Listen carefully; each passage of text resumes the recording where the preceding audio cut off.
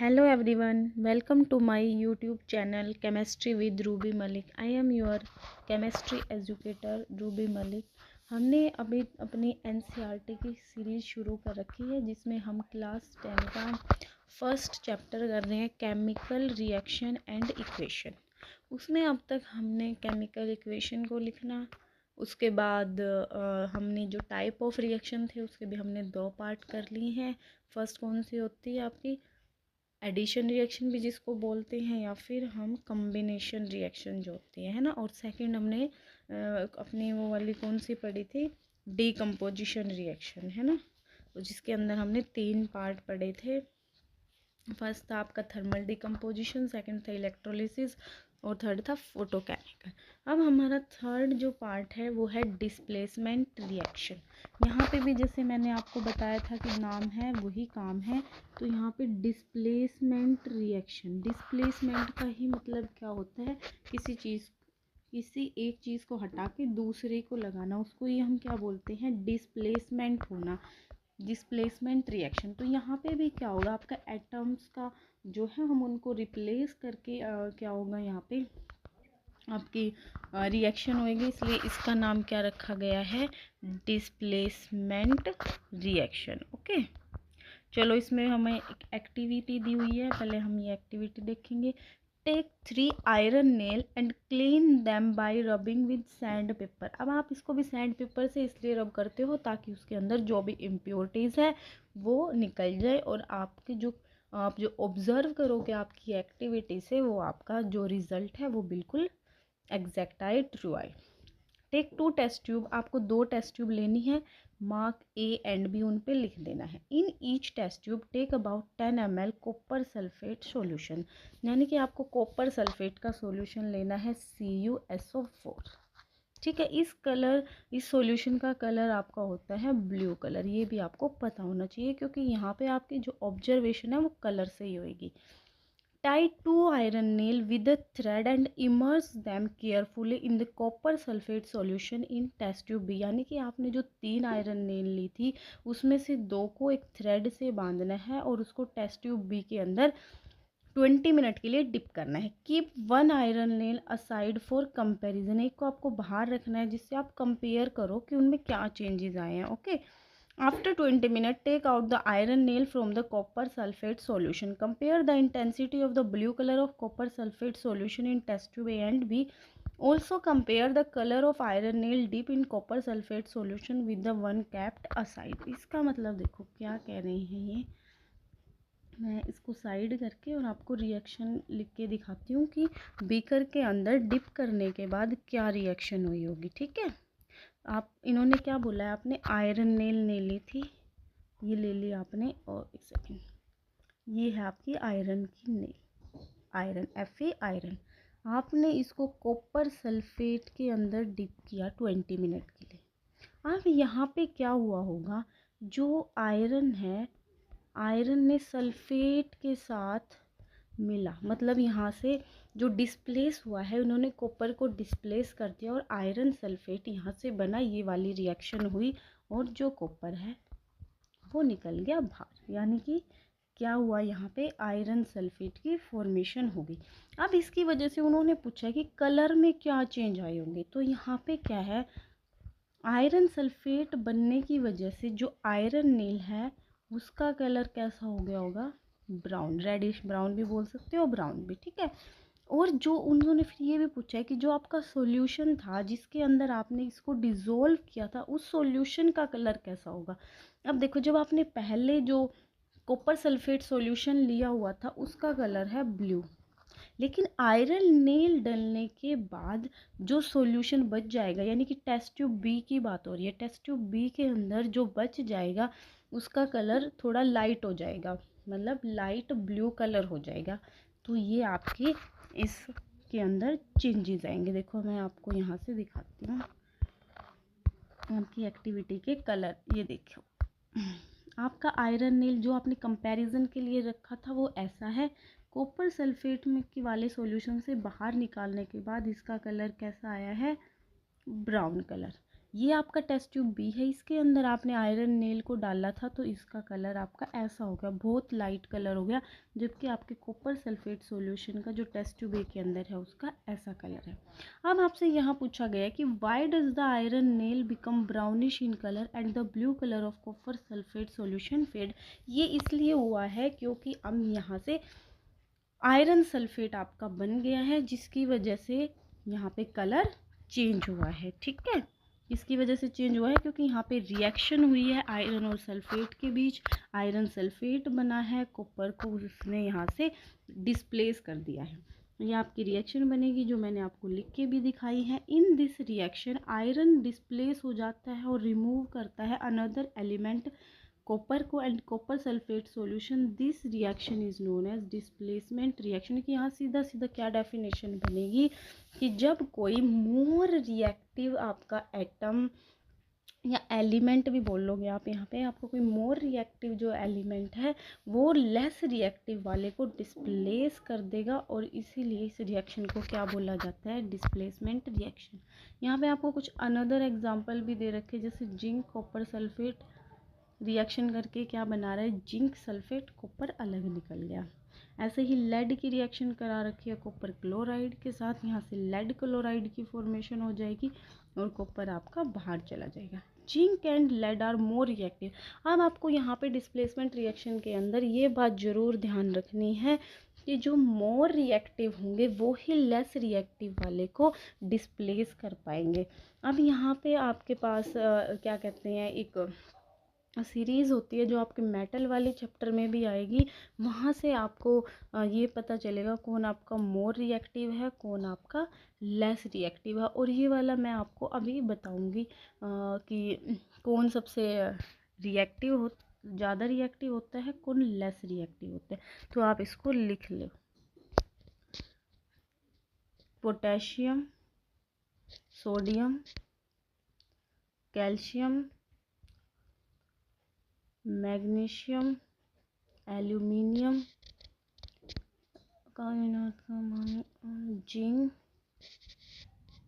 Iron, lead, hydrogen,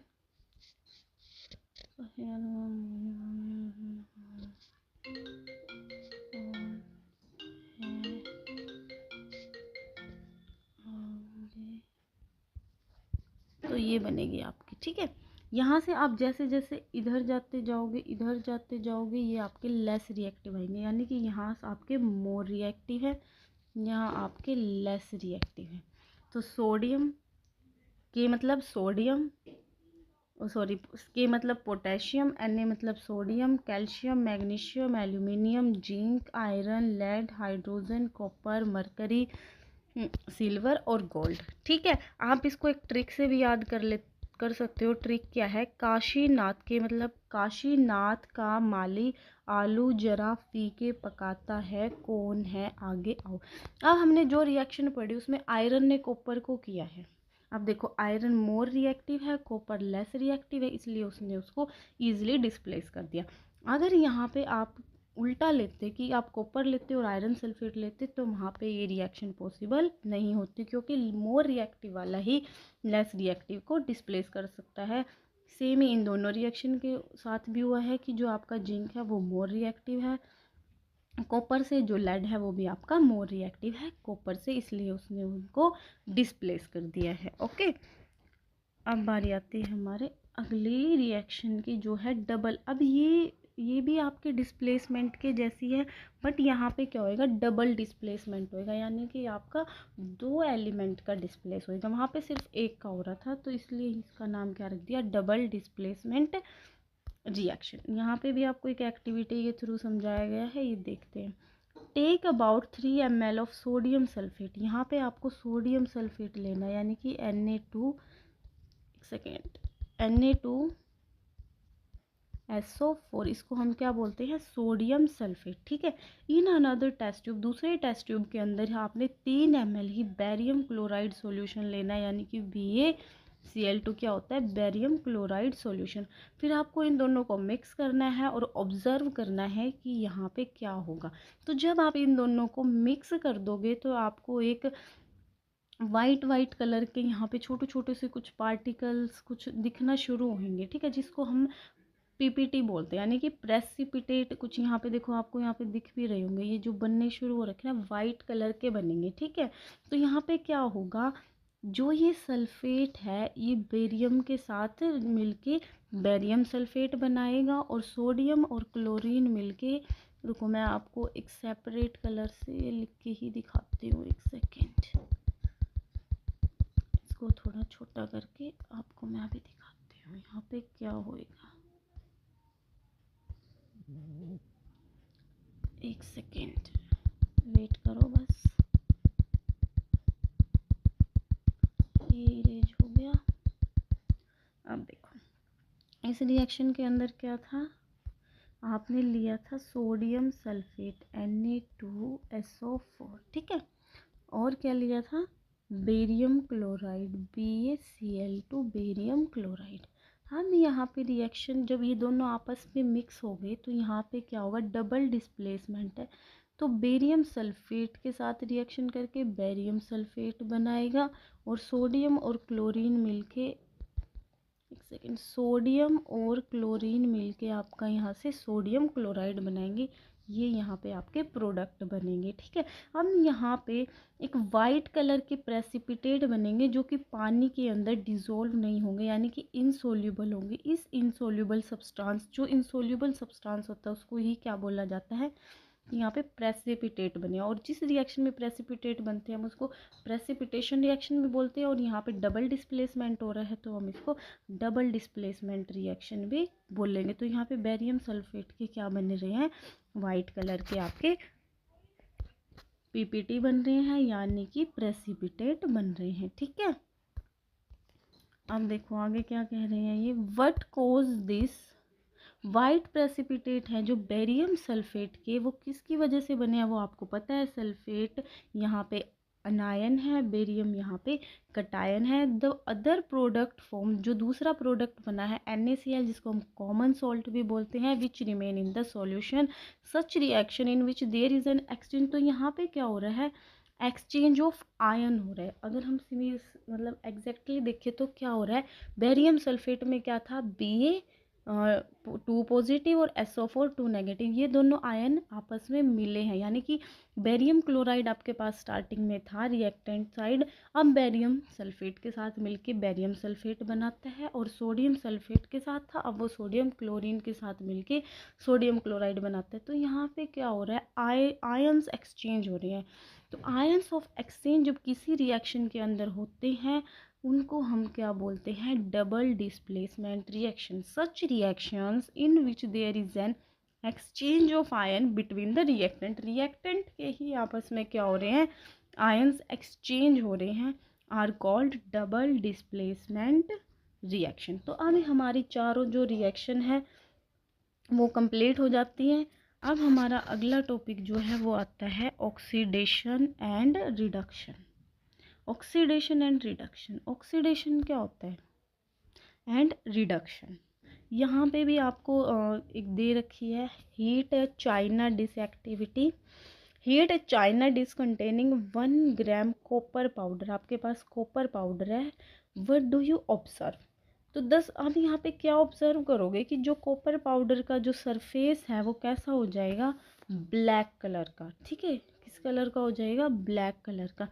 क्यों हो रहा है ये ब्लैक कलर का, क्योंकि यहाँ पे रिडक्शन हो जाती है, क्या हो जाती है, रिडक्शन, ऑक्सीजन की प्रेजेंस में वो रिएक्ट कर जाता है जिसकी वजह से उसका ब्लैक कलर आता है, इसी को हम क्या बोलते हैं, ऑक्सीडेशन। अब ऑक्सीडेशन में दो चीज़ होती हैं, यहाँ तो ऑक्सीडेशन या तो ऑक्सीजन का एडिशन होता है या हाइड्रोजन का रिमूवल होता है, या फिर आप कह सकते हो removal of electron.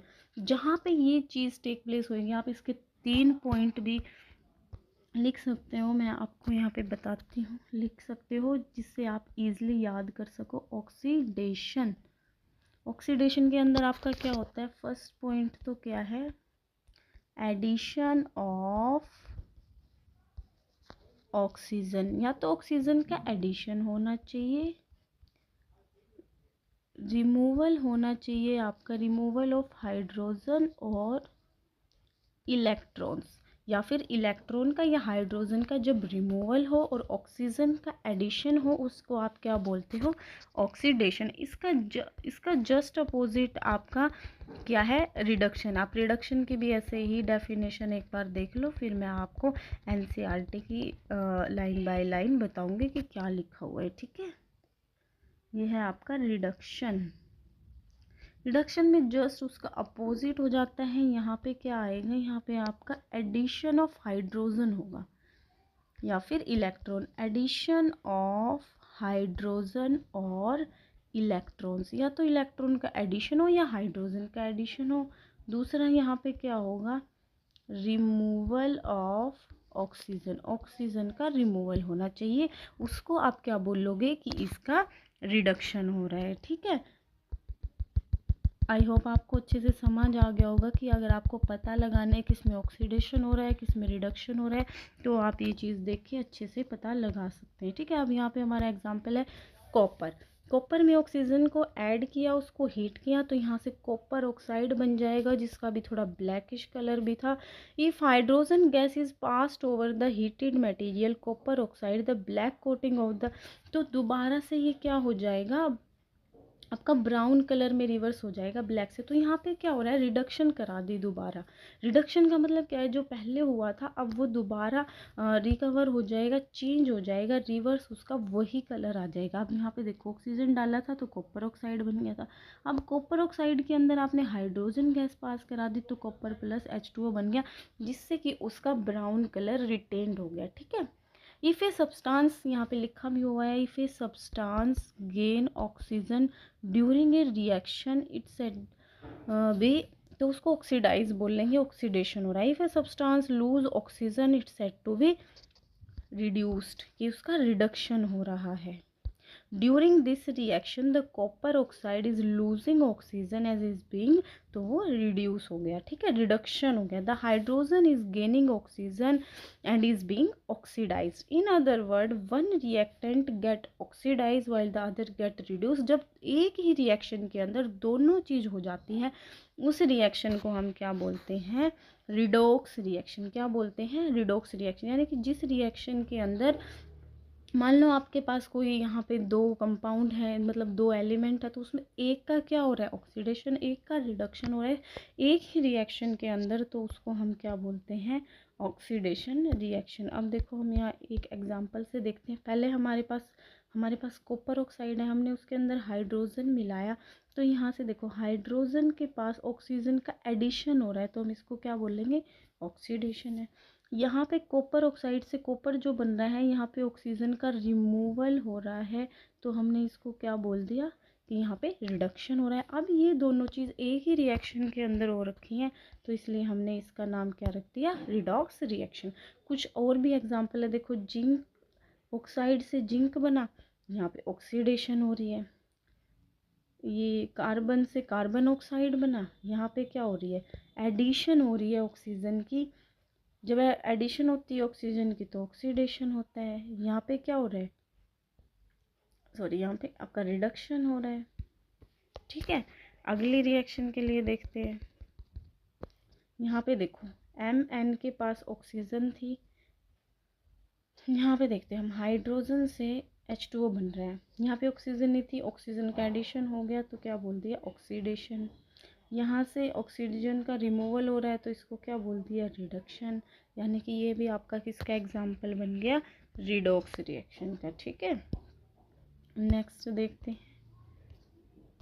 In reaction 131, मतलब जो भी आपकी यहाँ पे लिखी गई थी रिएक्शन, कार्बन ऑक्सीडाइज हो रहा था कार्बन ऑक्साइड के अंदर, एंड जिंक ऑक्साइड रिड्यूस हो रहा है जिंक के अंदर। इन दिस रिएक्शन HCl जो ऑक्सीडाइज हो रहा है क्लोरीन के अंदर, और MnO2 इज रिड्यूस हो रहा है मैग्नीशियम क्लोराइड के अंदर। ठीक है, from the above example we can say that if a substance, जब कोई सब्सटेंस ऑक्सीजन को गेन करता है और लूज करता है हाइड्रोजन को during reaction, it is oxidise if a substance lose, ये मैंने आपको जो स्टार्टिंग में लिखवाया था वही है। अगर कोई सब्सटेंस या तो ऑक्सीजन को गेन करे या हाइड्रोजन को रिमूव करे तो आप उसको क्या बोलोगे, ऑक्सीडेशन रिएक्शन। उसका जस्ट रिवर्स, अगर कोई लूज करे, ऑक्सीजन को गेन करे, हाइड्रोजन को, तो हम उसको क्या बोल लेंगे कि कौन सी रिएक्शन हो रही है, रिडक्शन। अब आपको एक चीज़ और ध्यान रखनी है, जिस एलिमेंट का ऑक्सीडेशन हो रहा है, जो ऑक्सीडाइज हो रहा है, उसको हम क्या बोलेंगे, रिड्यूसिंग एजेंट,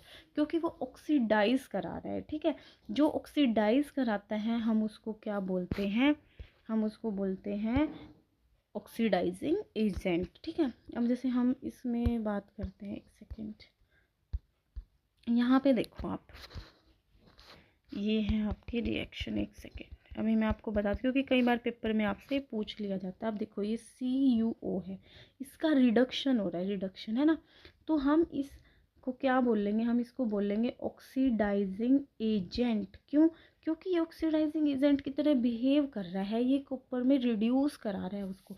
जब ये उसको रिड्यूस करा रहा है तो ये को क्या बन गया, ऑक्सीडाइजिंग एजेंट। सिमिलरली जो यहाँ पे H2 है, ये बन गया आपका रिड्यूसिंग एजेंट। मतलब आपको याद करने का सिंपल तरीका क्या है, जिसका ऑक्सीडेशन होता है, जिसका ऑक्सीडेशन हो रहा है वो क्या बनेगा, रिड्यूसिंग एजेंट। जिसका रिड्यूक्शन हो रहा है उसको हम क्या बोलेंगे, oxidising agent. Just opposite name से आप इसको याद कर सकते हैं। ओके, तो अब हमारे जितने भी रिएक्शंस के टाइप थे, 4 आपके वो और 5th वाली ये oxidation and reduction. I hope ये आपको अच्छे से समझ आई होगी। अब हमारा एक छोटा सा टॉपिक बच गया जिसका नाम है कोरोजन, वो हम अपनी अगली क्लास में पढ़ेंगे। यहाँ तक आप पूरा इसको पढ़ना अच्छे से। आपको जो टॉपिक में लगा हो कि आपको थोड़ा और ज़्यादा समझने की ज़रूरत है तो आप मुझे कमेंट बॉक्स में ज़रूर बताइएगा। अगर आपको मेरी क्लास अच्छी लगे तो आप इसको लाइक करें, कमेंट करें और अपने फ्रेंड्स के पास शेयर करें, ताकि वो भी पढ़ के अच्छे मार्क्स आपके ले सकें। Okay, thank you. Hello everyone, welcome to my YouTube channel chemistry with Ruby Malik. I am Ruby Malik, your chemistry educator. जैसे कि आपको पता है, हमने 10th क्लास की NCERT सीरीज़ शुरू कर रखी है। उसमें हमने पहला चैप्टर हमारा स्टार्ट हो रखा है जिसका नाम है केमिकल रिएक्शन एंड इक्वेशन। उसके अंदर हमने जर्नल पढ़ा है, क्या केमिकल रिएक्शन होती हैं, फिर टाइप्स ऑफ रिएक्शन क्या होते हैं, चारों टाइप की हमने रिएक्शन पढ़ी है, बैलेंसिंग पढ़ी है, और ऑक्सीडेशन एंड रिडक्शन जो हमारा 5 टाइप होता है वो हमने अपने नेक्स्ट क्लास में कंप्लीट किया था। ठीक है, अब हमने देख लिया था कि ऑक्सीडेशन में क्या होता है, जिसमें या तो ऑक्सीजन का एडिशन हो या फिर हाइड्रोजन का रिमूवल हो। रिडक्शन में क्या था, इसका जस्ट अपोजिट, कि हाइड्रोजन का एडिशन होगा और ऑक्सीजन का रिमूवल होगा। उसको हम क्या बोलते हैं, रिडक्शन रिएक्शन। और जिस रिएक्शन के अंदर ये दोनों ही प्रोसेस हो रखे हो, ऑक्सीडेशन भी एंड रिडक्शन भी, उस रिएक्शन को हम क्या बोलते हैं, रिडॉक्स रिएक्शन। अब आपको यहाँ पे बोल रखा है कि आपको रिकॉल करना है एक्टिविटी 1.1, जो हमने इस चैप्टर की स्टार्टिंग में ही अपनी फर्स्ट एक्टिविटी पढ़ी थी। उसमें क्या था कि आपने एक मैग्नीशियम रिबन को लेना है, उसको फ्लेम पे बर्न करना है, और उसमें फिर क्या था कि मैग्नीशियम ऑक्सीजन के साथ, in the presence of oxygen, जब आप उसको हीट कर रहे हो तो मैग्नीशियम ऑक्साइड MgO आपका बन रहा था। ठीक है, तो इन्होंने यहाँ पे देखो क्या पूछा है कि where magnesium burn with a dazzling flame in air oxygen and changes into a white substance magnesium oxide, कि यहाँ पे जो ये मैग्नीशियम ऑक्साइड बन रहा है, इन इज मैग्नीशियम बीइंग ऑक्सीडाइज और रिड्यूस इन दिस रिएक्शन। अब यहाँ पे तो देखो आपको सीधा सीधा दिख ही रहा है कि मैग्नीशियम के अंदर जब आपने ऑक्सीजन की प्रेजेंस में इसको हीट किया था तो ये आपका प्रोडक्ट बन रहा था। पहले सिर्फ मैग्नीशियम था, अब उसमें ऑक्सीजन ऐड हुई है। एडिशन ऑफ ऑक्सीजन का मतलब क्या होता है कि आपकी ऑक्सीडेशन यहाँ पे हुई होगी। आई होप आपको ये समझ आया होगा। अगर आपको मेरा पढ़ाया हुआ अच्छा लगता है, समझ आता है, तो आप सेशन को लाइक कर सकते हैं, शेयर कर सकते हैं अपने फ्रेंड के साथ। और किसी भी टॉपिक में आपको डाउट है तो आप कमेंट में बताएं, आपकी प्रॉब्लम को ज़रूर सॉल्व किया जाएगा। ठीक है, आई होप आपको ये पता चल गया होगा कि कैसे हमें पता चला कि यहाँ पे ऑक्सीडेशन हुई है या फिर रिडक्शन। अब हमारा इस चैप्टर का एक छोटा सा टॉपिक बचा हुआ है, कोरोजन और रेंसिडिटी। ठीक है, have you observe the effect of oxidation reaction in everyday life, इसी के अंदर का ये टॉपिक है। हम देखो कोरोजन क्या होता है, व्हाट इज़ कोरोजन। कोरोजन होता है जब आपके कोई भी मेटल है, जैसे मान लो आयरन है, कॉपर है, सिल्वर है, जब ये क्या होते हैं कुछ कुछ डैमेज होते हैं, इनमें डैमेज होना शुरू हो जाता है, इनके ऊपर कोई अलग कलर की कोटिंग आनी शुरू हो जाती है, उसको ही हम क्या बोलते हैं, कोरोजन। अगर मैं प्रॉपर डेफिनेशन की बात करूँ तो कोरोजन क्या होता है, corrosion is a process in which metals are eaten up gradually by the action of air, moisturizer or a chemical on their surface is called corrosion. अब आपने देखो रस्टिंग ऑफ आयरन तो बहुत बार सुना होगा, नहीं तो जो लोहे के ऊपर जंग लगता है यानी कि आयरन के ऊपर जो वो रेडिश ब्राउन कलर की कोटिंग आ जाती है उसको ही हम क्या बोलते हैं, रस्टिंग ऑफ आयरन। जब किसी पर्टिकुलर मेटल के ऊपर जैसे आयरन के ऊपर होता है तो हम उसको रस्टिंग ऑफ आयरन बोल देते हैं, लेकिन जो किसी भी मेटल के ऊपर हो जाता है तो वो कोरोजन होता है, कि मेटल के ऊपर कोई कोटिंग आना या मेटल का ग्रेजुअली क्या होता है डैमेज होना, उसकी क्वालिटी डैमेज होना, उसको ही क्या बोला जाता है, कोरोजन। अब देखो you must have observe that iron article are shiny when new but get coated with reddish brown powder when left for some time, this process, इस प्रोसेस को हम क्या बोलते हैं, रस्टिंग ऑफ आयरन। तो ऐसे ही कुछ अलग मेटल भी होते हैं जो इसी तरह से क्या होते हैं, डैमेज होते हैं, जैसे कि the colour of coating form, copper और सिल्वर के ऊपर कैसा आता है। अब देखो कॉपर आपका ग्रीन कलर आता है कॉपर के ऊपर जब वो क्या होता है, कोरोड हो जाता है, और सिल्वर के ऊपर ब्लैक कलर का। आपने देखा होगा लेडीज़ जो होती है या लड़के भी कड़ा वगैरह चांदी के मतलब सिल्वर की कोई भी ज्वेलरी पहनते हो तो कुछ टाइम के बाद वो थोड़ी थोड़ी ब्लैक दिखनी शुरू हो जाती है, तो मॉइस्चर मिलता है उनको, मॉइस्चर और ऑक्सीजन की प्रेजेंस में रिएक्शन के बाद इनके ऊपर ये कोटिंग आती है और उसी को हम क्या बोलते हैं, कोरोजन। ठीक है, when a metal is attacked by substance, ये मॉइस्चर भी हो सकता है, एसिड भी हो सकता है, is said to corrode and this process is called corrosion. देखो मैं आपको बताती हूँ क्या हो रहा है यहाँ पे, एक सेकेंड एक second. The black when a metal is attacked bye, जब मेटल के ऊपर अटैक हो किसका, ऑक्सीजन का, मॉइस्चर का, या फिर किसी केमिकल सब्सटेंस यानी कि एसिड भी हो सकता है, उसे हम कोरोड कहते हैं और उस प्रोसेस को क्या बोला जाता है, कोरोजन। अब ब्लैक कलर की कोटिंग सिल्वर के ऊपर आती है एंड ग्रीन कलर की कोटिंग आपके कॉपर के ऊपर आते हैं, coating on copper are other example of corrosion. Corrosion क्या करता है, आप देखो कोरोजन हो रहा है ये तो हमें पता चल गया, लेकिन इसकी वजह से क्या होता है आपके यहाँ पे सिर्फ क्वेश्चन क्या बनेंगे कि कोरोजन क्या होता है, ये मतलब ये पूछेंगे इस कोरोजन क्या होता है, किसकी वजह से होता है और इसके प्रिवेंशन क्या है, बस ये तीन ही चीज़ आपको कोरोजन और एनसीडीटी में पढ़नी है, यही आपकी इम्पोर्टेंट है। तो कोरोजन क्या करता है, कार बॉडीज़ जो है, ब्रिज है, आयरन लेनिंग है, शिप है, कोई भी ऑब्जेक्ट जो मेटल से बनी हुई है, स्पेशली आयरन, जब तो ये इनकी अगर ये ख़राब होएंगी तो प्रॉब्लम आएगी आपको। मान लो कोई आपकी घरों में कोई दरवाज़ा है या रेलिंग है, अगर वो जंग आके ख़राब हो जाती है तो कुछ टाइम के बाद वो टूट भी सकती है ना, तो वो ख़राब हो जाती है। Every year enormous amount of money spend to replace damage iron, फिर आपको उसको रिप्लेस करना पड़ेगा, इसमें आपकी मनी स्पेंड होगी। यू विल लर्न, अब यहाँ पे बताया कि कोरोजन के बारे में या रस्टिंग ऑफ आयरन के बारे में जो आप है आगे चैप्टर 3 में भी यहाँ पे आपका एक टॉपिक है। अब मेन चीज़ आपको पता चल गई कोरोजन किसकी वजह से होता है, वो मॉइस्चर किसी केमिकल या ऑक्सीजन के साथ रिएक्ट करने के बाद उसके ऊपर एक कोटिंग आ जाती है जिसको हम क्या बोलते हैं, कोरोजन।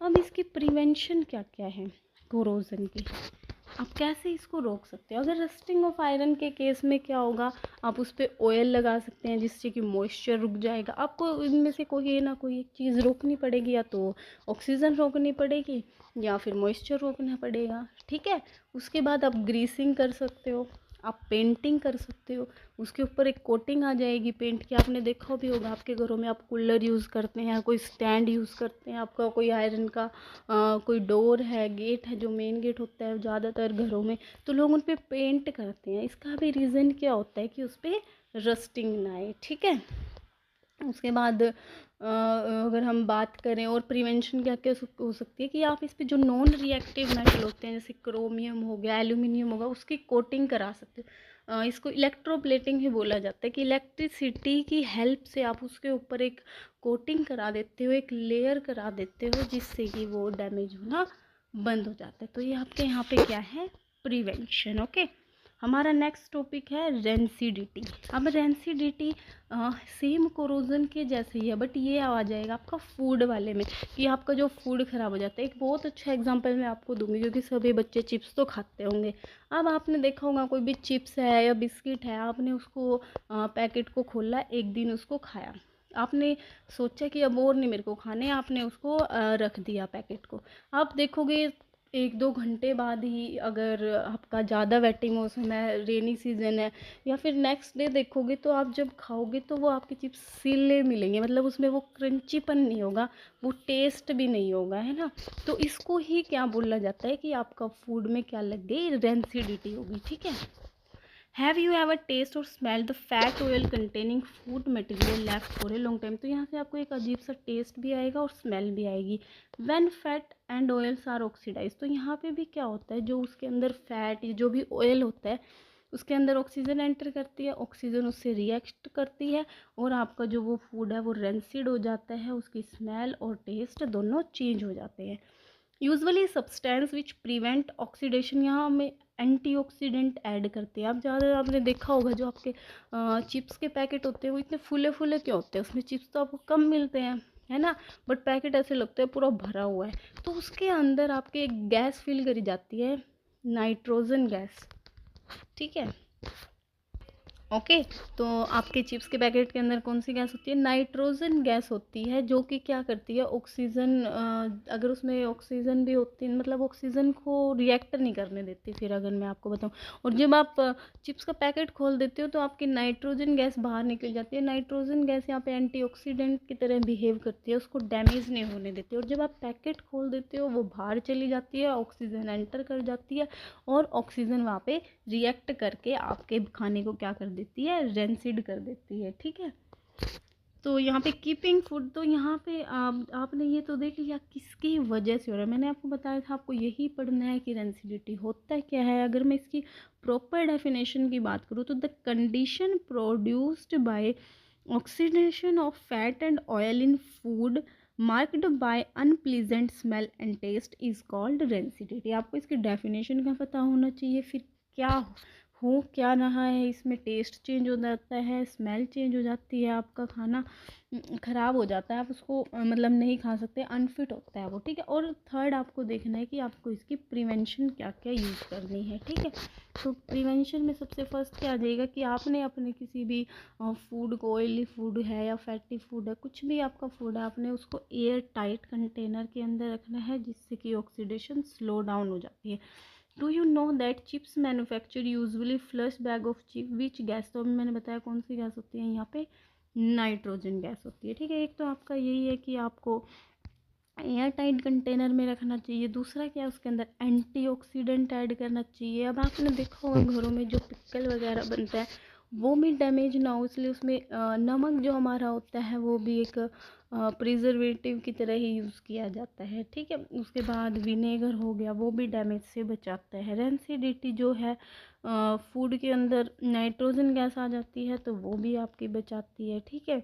और क्या है कि आपने फूड को लाइट से थोड़ा दूर रखना है, ऐसी जगह मतलब स्टोर करना है जहाँ पे लाइट कम जाती हो, एयर टाइट कंटेनर में रखना है। BHA एंड BHT भी आपकी एंटीऑक्सीडेंट की तरह एक्ट करते हैं, तो वो भी आप अपने फूड में जो है मिला सकते हो। तो ये क्या है, इसकी प्रिवेंशन है, जिससे कि आप रेंसिडिटी को ओवरकम कर सकते हो या फिर रेंसिडिटी होने से अपने फूड को बचा सकते हो। आई होप आपको ये पूरा चैप्टर अच्छे से समझ आया होगा। हमारा जो फर्स्ट चैप्टर है NCERT का केमिकल रिएक्शन एंड इक्वेशन, वो आज हमारा कंप्लीट हो जाता है। अपनी नेक्स्ट क्लास में मैं आपको इंटेक्स क्वेश्चन, या जिनको हम ब्लू क्वेश्चन भी बोलते हैं, वो आपके एक एक करके सोल्व कराऊंगी। उसके बाद एक्सरसाइज और फिर हम अपने नेक्स्ट चैप्टर पे चलेंगे।